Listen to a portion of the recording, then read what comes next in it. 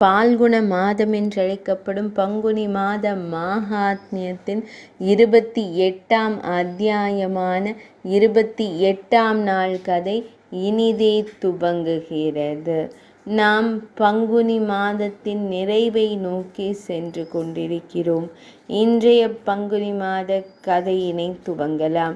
இன்றைய கதையின் முந்தைய அத்தியாயத்தில் சப்த ரிஷிகளின் தலைமையில் அனைத்து தேவர்களும், யட்சர்கள், கந்தர்வர்கள், கிண்ணறர்கள், விஷ்ணு பகவான் மற்றும் பிரம்மதேவர், மகாதேவர் ஆகியோர் அன்னை பார்வதி தேவியின் தண்ணீரை எடுக்க ஹிமவானின் இல்லத்திற்கு புறப்பட்டதை கேட்டிருந்தோம்.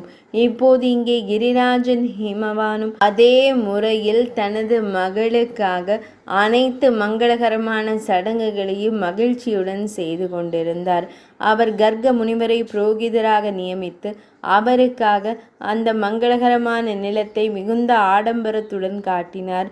மேலும் விஸ்வகர்மா தேவரை ஈடுபடுத்தி பல பலிபீடங்களை கொண்ட ஒரு பெரிய அஸ்திவாரத்துடன் கூடிய மிக விசாலமான மண்டபத்தை கட்டினார். இதன் காரணமாக அது மிகவும் அழகாக காட்சியளித்தது. அந்த மண்டபம் பலவிதமான குணங்களாலும் பல்வேறு அற்புதமான காட்சிகளாலும் அலங்கரிக்கப்பட்டிருந்தது. அதன் பரப்பளவு ஆயிரக்கணக்கான யோஜனைகளாக இருந்தது. அதன் தெய்வீக படைப்பு கலையால் அது தேவர்களையும் கவர்ந்தது. பின்னர் தேவராஜன், தேவேந்திரன் மற்றும் அனைத்து தேவர்களும் நாரத முனிவர் தலைமையில் ஹிமவானின் அழகான அரண்மனைக்கு ஒன்றாக சென்றனர். அது விஸ்வகர்மாவால் அழகாக கட்டப்பட்டிருந்தது. அங்கே பலவிதமான அற்புதமான விஷயங்கள் காணப்பட்டன. அந்த யாக மண்டபம் மிகவும் புனிதமானதாகவும் மிகச் சிறந்ததாகவும் இருந்தது. பலர் அதை மிகச் சிறந்தது என்று புகழ்ந்தனர். ஹிமவான் முன்னே சென்று அவர்கள் அனைவரையும் வரவேற்று அவர்கள் தங்குவதற்காக மிகவும் அழகான ஒரு குருவை வழங்கினார்.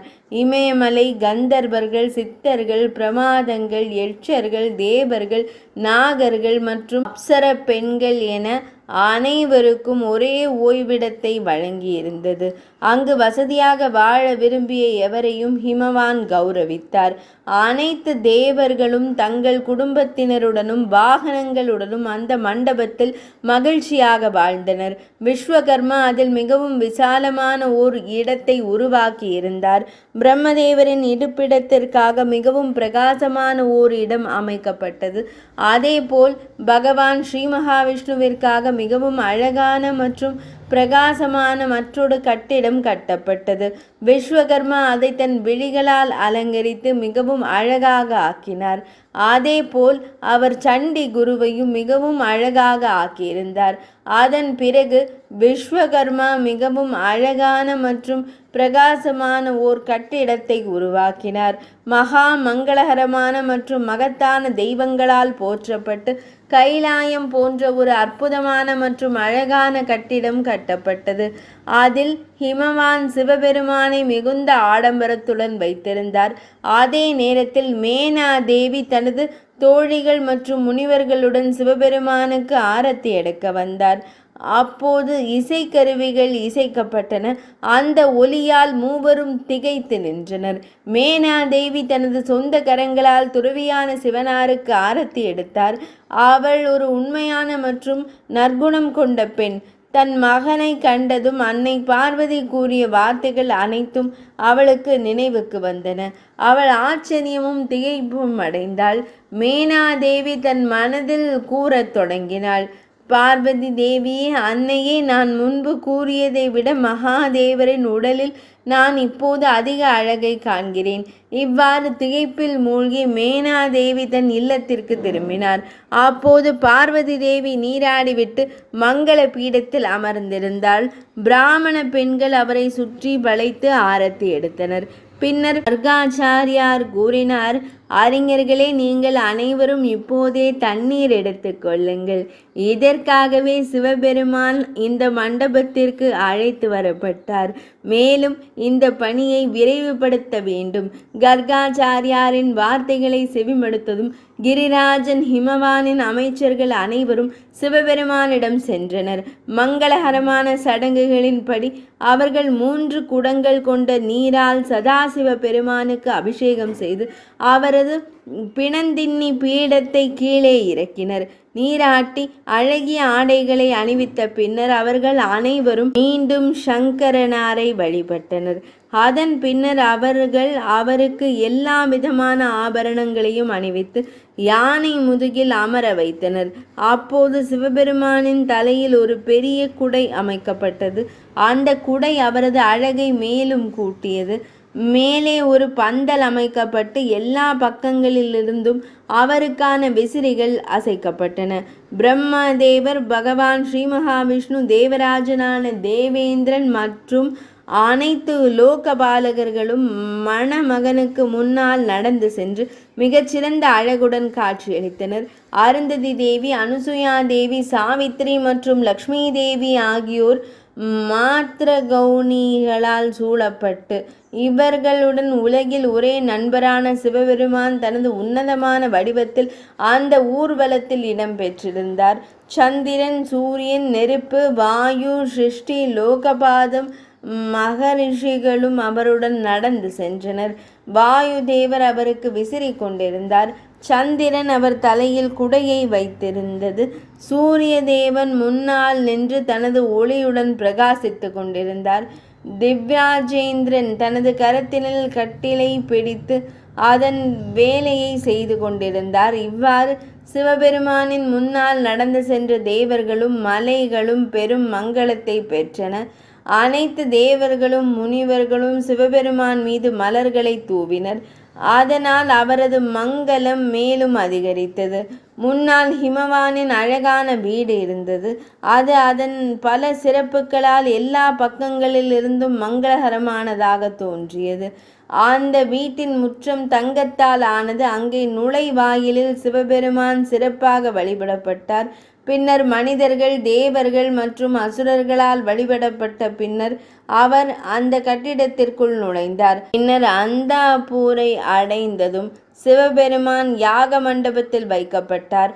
அந்த நேரத்தில் மக்கள் சிவபெருமானை பல்வேறு விதமான புகழ்ச்சி பாடல்களால் போற்றி பாடிக்கொண்டிருந்தனர்.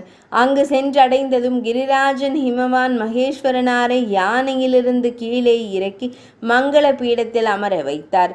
மேனாதேவி சகிகளுடன் தோழியருடன் இணைந்து அர்ச்சகரும் அவருக்கு ஒரு சிறப்பு முறை அழகிய புனித சடங்குகளை செய்தார். அங்கே அர்ச்சகர் பிரம்மதேவரின் கட்டளைப்படி மதுபர்க்கம் போன்ற அனைத்து அவசியமான சடங்குகளையும் உடனடியாக முடித்தார். பின்னர் உள் பலிபீடத்திற்குள் நுழைந்தார். அங்கு பார்வதி தேவி அனைத்து ஆபரணங்களாலும் அலங்கரிக்கப்பட்ட பலிபீடத்தில் அமர்ந்திருந்தார். மகாதேவரும் அங்கு கொண்டு வரப்பட்டார். பகவான் ஸ்ரீ மகாவிஷ்ணுவும் பிரம்மதேவரும் அவருடன் இருந்தனர். பிரகஸ்பதி போன்ற அறிஞர்கள் நிச்சயதார்த்தத்திற்காக காத்திருந்தனர். கர்க முனிவரும் வசிஷ்ட முனிவரும் நேரம் நிர்ணயிக்கப்பட்ட இடத்தில் அமர்ந்திருந்தனர். நேரம் நிறைவடைந்தவுடன் கர்காச்சாரியார் உச்சரித்தார். ஓம்காரர் கரம் கூப்பி மங்களகரமான மகா புண்ணிய மூர்த்தி வந்துவிட்டது என்று வேண்டினார். அன்னை பார்வதி தேவி தன் உள்ளங்கரங்களில் அட்சதையை எடுத்து சிவனார் மீது இட்டாள். பின்னர் தயிர், அட்சதை மற்றும் குச நீரால் அவரை நன்றாக வழிபட்டாள். அந்த நேரத்தில் கர்காச்சாரியாரின் கட்டளைப்படி ஹிமவான் தன் மனைவி மேனையுடன் தன் மகளை அங்கே ஒப்படைக்க தயாரானார். மேனா ஒரு தங்க குடத்தை ஏந்தியபடி அவரது துணைவியராக இருந்தாள். மிகவும் அதிர்ஷ்டசாலியான மேனாதேவி அனைத்து ஆபரணங்களாலும் அலங்கரிக்கப்பட்டு ஹிமவானுடன் அமர்ந்திருந்தாள். அப்போது ஹிமவான் அனைவருக்கும் வரங்களை அருளும் விஸ்வநாத பெருமானிடம், இன்று பிரம்மதேவர் மற்றும் பகவான் ஸ்ரீ மகாவிஷ்ணு மூர்த்தியின் துணையுடன் என் புரோகிதரான மகாத்மா கர்காச்சாரியாருடன் அமர்ந்து தேவர்களுக்கெல்லாம் தேவனான சங்கர பெருமானுக்கு என் மகளை நான் ஒப்படைக்கிறேன். பிராமணரே, உங்கள் மகளை ஒப்படைக்க இதுவே சிறந்த நேரம். இதில் உள்ள தீர்மானத்தை நீங்களே படியுங்கள், அது மிகவும் நல்லது என்றார். இவ்வாறு கூறி அங்கு வந்திருந்த சிறந்த பிராமணர்கள் அனைவரும் ஹிமவான் கூறுவதை கேட்டனர். அவர்கள் அனைவரும் அந்த மங்களகரமான நேரத்தை குறித்து அறிந்திருந்தனர். தேதி, மாதம், நட்சத்திரம் அவர் வழக்கம் போல் ஆதியை ஓதினார். பின்னர் ஹிமவான் சிவபெருமானிடம் இவ்வாறு கூறத் தொடங்கினார். தந்தையே, பெருமானே, தயை கூர்ந்து உங்கள் குலத்தின் பெயரை கூறுங்கள். மேலும் உங்கள் குலத்தை சேர்ந்த ஒரு சிறப்பு பரிசினை எனக்கு தாருங்கள். இதனை கேட்ட சிவபெருமான் மௌனமானார். இந்த கேள்விக்கு அவன் வாக்கிலிருந்து பதில் வரவில்லை. அக்காலத்தில் நாரத மாமுனிவர் தனது கோத்திரமும் குலமும் ஒளியே என்பதில் உறுதியாக இருந்தார். சிவபெருமான் எந்த குலத்திலும் பிறக்கவில்லை. எந்த ஒரு குறிப்பிட்ட குலத்துடனும் அவருக்கு எந்த உறவும் இல்லை. அவரே கோத்திரங்களுக்கெல்லாம் மேலானவர். மகாதேவர் ஒளியில் நிலை பெற்றுள்ளார். ஒளியும் அவரில் நிலை பெற்றுள்ளது. எனவே சிவபெருமான் ஒளியில் இருக்கிறார். ஒளியின் மூலமே அவரை அடைய முடியும். உன்னதமானவரே, இந்த உணர்வை வெளிப்படுத்தவே நான் இந்நேரம் வீணை வாசித்திருக்கிறேன். பிரம்மதேவருக்கும் பாதி தேவர்களுக்கும் கூட அவரது கோத்திரத்தின் பெயரும் குலத்தின் பெயரும் தெரியாது. அப்படி இருக்க மற்றவர்களை குறித்து என்ன கூறுவது? எனவே எந்த குலத்திலும் பிறக்காததால் அவர் அகுலின் என்று அழைக்கப்படுகிறார். அதனால்தான் உமது இந்த மகன் கோத்திரமற்றவனாக இருக்கிறான். அரசே, நான் மேலும் கூறுவதால் என்ன பயன்? அவனது ஒரு பகுதியால் ஈர்க்கப்பட்டு இந்த முனிவர்கள் கூட அவனது உண்மையான வடிவத்தை அறியவில்லை. உமது இந்த மகள் யார் என்பதையும் நீர் சரியாக அறியவில்லை. இந்த முழு பிரபஞ்சமும் சிவனாரிடமிருந்தும் அன்னை பார்வதி தேவியிடமிருந்தும் பிறந்தது. மகாத்மாவான நாரத மாமுனியின் இந்த வார்த்தைகளை கேட்டதும் ஹிமவான், பாதிமலை, தேவேந்திரன் மற்றும் அனைத்து தேவர்களும் ஆச்சரியம் அடைந்து அவரை ஒரு புனிதர் என்று அழைக்கத் தொடங்கினர். பின்னர் மகேஸ்வர பெருமானின் தீவிரத்தை அறிந்த அங்கு வந்திருந்த அறிஞர்கள் அனைவரும் ஆச்சரியத்துடன் உரையாடத் தொடங்கினர். அதன் பின்னர் கன்னியாதானம் தொடங்கியது. பால்குண மாதம் என்று அழைக்கப்படும் பங்குனி மாத மகாத்மியத்தின் 28ஆம் அத்தியாயமான 28ஆம் நாள் கதை இனிதே நிறைவடைந்தது.